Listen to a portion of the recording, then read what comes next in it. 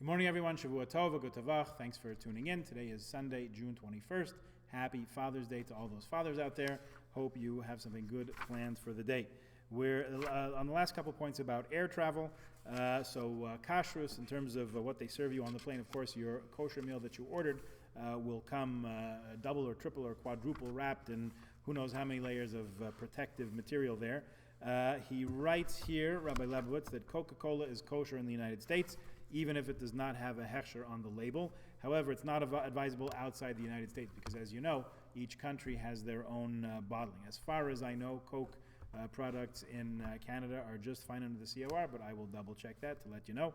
And certainly in different countries around the world, depending on where you're traveling, just because it's a name brand you recognize, Coke, Fanta, Diet Coke, Coke Light, whatever it is, something that's kosher back home may not be kosher in the local environment because they have their own bottling plants and procedures. There may be additives in there of which we're not aware.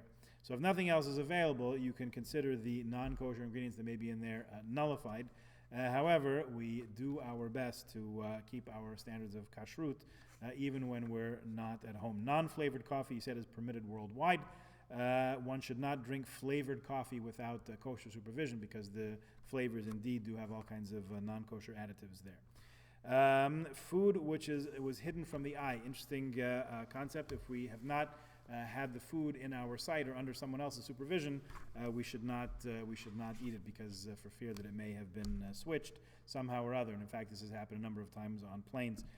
So if you suspect that your food has been tampered with, if the seal doesn't appear to you to have been sealed by the kosher supervisors, you should not eat it, and you should certainly make a lodge complaint with the airline company. Now, last thing he wants to speak about here, and this gets us into all kinds of issues. Let me read you what he says, and then we'll discuss. He says, one may find himself, if it's a man, between two female passengers on an airplane. The poskim say this practice is permitted.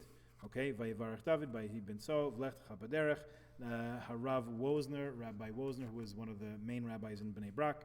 In the last couple of years, just passed away recently, Rav Moshe Feinstein, Igros Moshe, and others. So they say this is permitted. You're allowed to sit between two women on a plane if you're a man. Nonetheless, if one can easily persuade one of the women to switch seats, then it's preferable. If the two women are family members, it's permitted according to all opinions. So we do get into situations where gentlemen, hopefully I'm using the best language I can, hoping it'll pull us all up, where people do not want to sit between two women that they don't know, so they insist that they can't fly. Okay, so it seems like that's not proper practice. Certainly not proper to make a chilul Hashem, to make a desecration of God's name, get into a fight with the flight attendants and with the management of the plane and all that. Not good to do. So if one can reserve to fly, if you're particular about that, and you want to make a reservation either for an aisle seat and pay extra for that, I guess, or travel with another person of your same gender, that's a way around that. I've suggested for a number of years the airline should just charge extra for that and not allow anybody else to make any kind of substitutions on the plane. But they didn't ask me.